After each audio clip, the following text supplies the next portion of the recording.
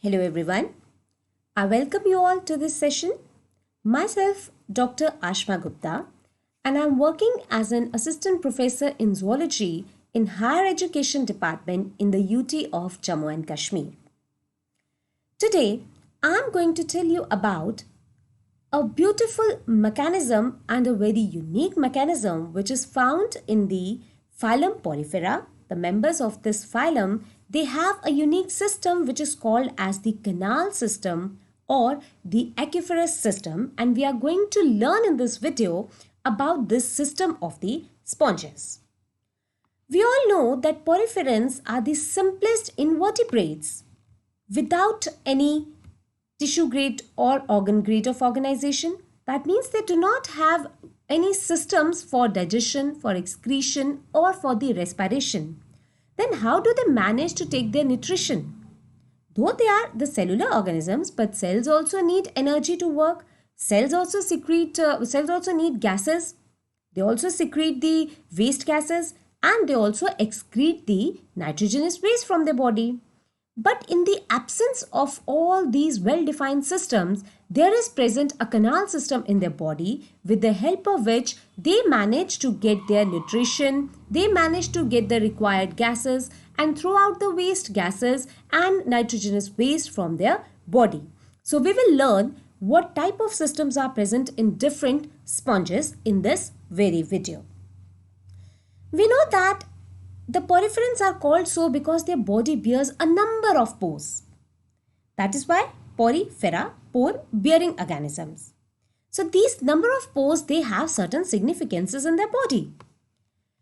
If you look at a porifera from outside, a sponge from outside, you will see a large number of pores on its body. But when you look at a porifera from inside, you will find a number of small canals running in the entire body. So these canals which run in the entire body and are connected to the outside by the pores which are present on their bodies, which you can see externally, the entire mechanism forms the canal system, and the functions of this canal system are being summarized here. That these canal systems, they are useful for respiration, nutrition, excretion, and to some extent for reproduction also. So before I go into detail about the canal system in different poriferans, we need to know a certain terms here. That what are the basic components which are present in a typical canal system. One thing, the external pores which are called as the ostia, which you pick up any sponge, you will see the small pores outside the body. They are called as the ostia, and multiple such pores are present on any sponge. These ostia, they open internally by means of incurrent canal. But they are blind at the internal end. That means there is a pipe which is blind at one end but open outside with the help of ostia. That is the incurrent canal. And the motive of this incurrent canal is to bring in the water current. And this incurrent canal is lined up by the outer layer of the poriferans, which is called as the pinacoderm. Then there is the excurrent or the radial canal. This excurrent or the radial canal, it opens internally into the cavity of the sponge, which is the spongocoel. And both these canals, that is the incurrent and the excurrent, they are themselves connected with the help of prosophyte. The opening of the excurrent canal is called as the apopyle. The opening of the incurrent canal is called as the ostia. So these three things have to be kept in mind if we have to see the details of the canal system. Firstly, I'll repeat this.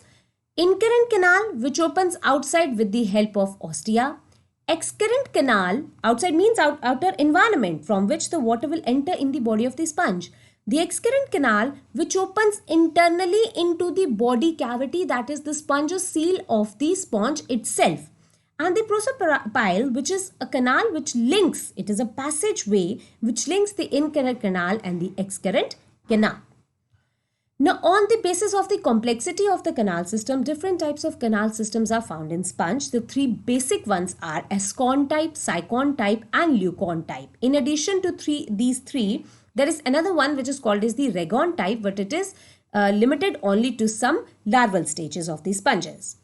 So let us begin with the Ascon type of the canal system, which is simplest of all. In case of the Ascon type of sponges, this is the example of an Ascon type of canal system which is found in the asconoid sponges, for example, Leucoselenia. This is the simplest of all. What you will see here, the blue color, it represents the spongocele. This spongocele is lined up by the cells which are in the yellow color. These cells are called as the choanocytes, and these are the flagellated cells. And the beating of this flagella is very important. The outer cavity, the outer layer, this is the pinacoderm, and this layer is perforated by a number of pores which are called as the ostia. And these pores, they form a channel through which the water enters inside the spongocele. So this type of system is very simple. The ostia opens in the external environment. Water enters from this ostia, migrates from the mesenchyme into the spongocele. Within the spongocele, which is lined up by the choanocytes, the beating of the flagella diverts the food products, diverts the gases inside the cells. And the cells once take up the nutrition and the gases, they in turn throw away the unwanted food products and the unwanted gases and other excretive products into the spongocele.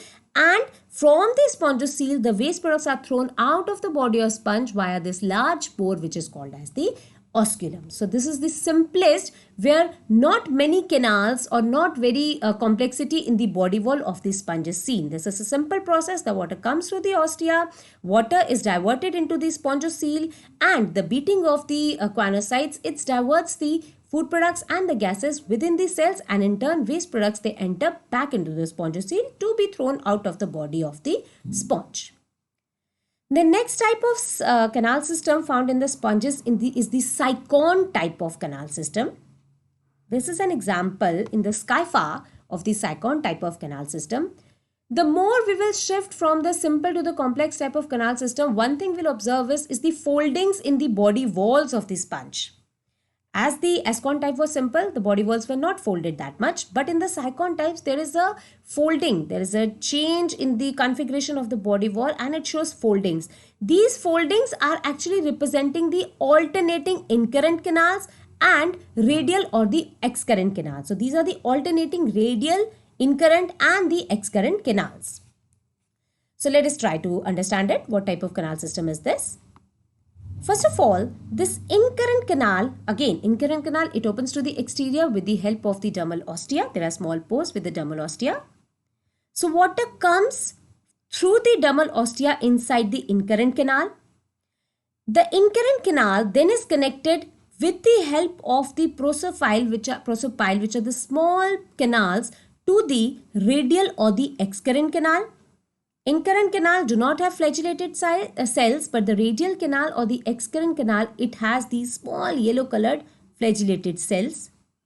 Once the water manages to reach the radial canal, it comes from the dermal ostia, passes the incurrent canal, then from the prosopyle, it reaches the radial canal. From the radial canal, there are present the choanocytes which beat the water, and from the apopyle, the water manages to reach inside the spongocele. So in this entire process, the beating of the choanocytes diverts the nutrition and the gases within the cells and the waste from the cells into this spongocele. The water which is flowing out from the spongocele via osculum, it takes away the unwanted material. So I hope this is clear. Third, we have the more complex type of canal system, which is called as the leuconoid type. Now here you can see this type of canal system, it is found in the freshwater sponges also, for example in Spongilla and other high level of the sponges. Now here you will see multiple foldings in the body walls. The folding is in such level that there are small chambers which are found in the formed in the body walls of the sponge. See, these all circles, they represent the chambers in the body walls of the sponge. So because of these chambers, what happens that if you closely analyze each of these chambers, the choanocytes, they line the internal walls of these chambers. Again, ostia is present on the pinacoderm, the outer derm, the pinacoderm. through the ostia which is connected with the incurrent canal, the water manages to reach these chambers. Then there are present prosopiles which will connect these incurrent canals with the excurrent canals, right? So what happens that the water, it enters via dermal ostia, the ostia, through into the incurrent canal. The incurrent canal takes the water inside these chambers, and these chambers, the beating of the cells, the choanocytes which line these chambers, the beating of the cells will divert again the nutrition and the gases. Now from these chambers you can see there comes out the prosopiles, the small canals, the prosopiles, and these prosopiles, they are connecting with the outer spongiocele.